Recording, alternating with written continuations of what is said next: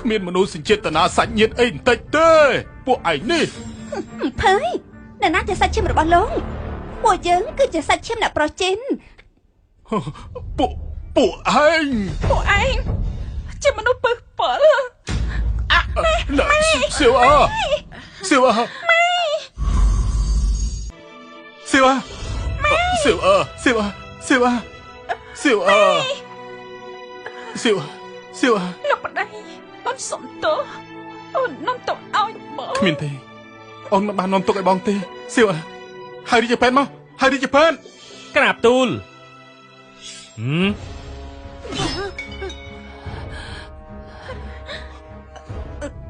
សៀវពួកឯងចង់ធ្វើអីបានម្ចាស់ស្ត្រីមានរឿងអីនឹងមកលើកលែងឲ្យពួកឯងទេហើយចាមើលចោះម្ដងគឺជាព្រះអង្គម្ចាស់ម្ដងគឺជាព្រះអង្គឥឡូវនេះមានម្ចាស់ស្ត្រីថែមទៀតព្រះអង្គមិនតោះរៀបអភិសេកទេមានម្ចាស់ស្ត្រីមកពីណា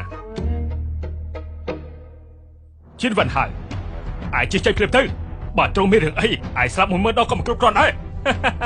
នៅហ៊ានបន្លំខ្លួនទៀតមហាក្សត្រយានេះចិត្តមកដល់ហើយពួកឯងប្រកាសជាត្រូវស្លាប់អ្នកណាហ៊ានមកបន្លំជាបុតយើងហ៎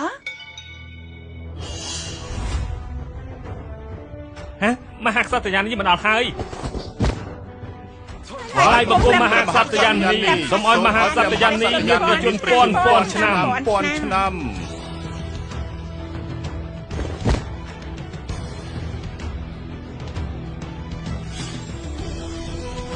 ព្រះបុត្រាម្នាក់នេះមិនក៏ដូចបុត្រាយើងយ៉ាងហ្នឹងថ្លើមធំជួបមហាក្សត្រយានេះហេតុអីមិនថ្វាយបង្គំ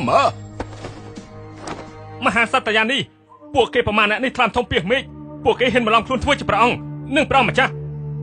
ព្រះមហាក្សត្រយានេះពួកគេបានបំផ្លាញផ្ទះសំណាក់អ៊ីហុងខ្ញុំអស់ហើយធ្វើឲ្យខូចខាតការរកស៊ីរបស់ខ្ញុំម្ចាស់ខាតច្រើនណាស់ត្រូវហើយពួកគេនៅរំដំនារីដែលខ្ញុំយកមកទៀនត្រូវហើយព្រះមហាក្សត្រយានេះសម្ដីអ្នកប្រុសចិនជាពាក្យពិតខ្ញុំបានឃើញផ្ទាល់ភ្នែកពួកគេទាំងអស់នេះក្អេងក្អាងយកអំណាចមកធ្វើបាបប្រជារាស្ត្រនេះមិនសុទ្ធតែមនុស្សគ្រួសារស៊ូពួកនាងទេអី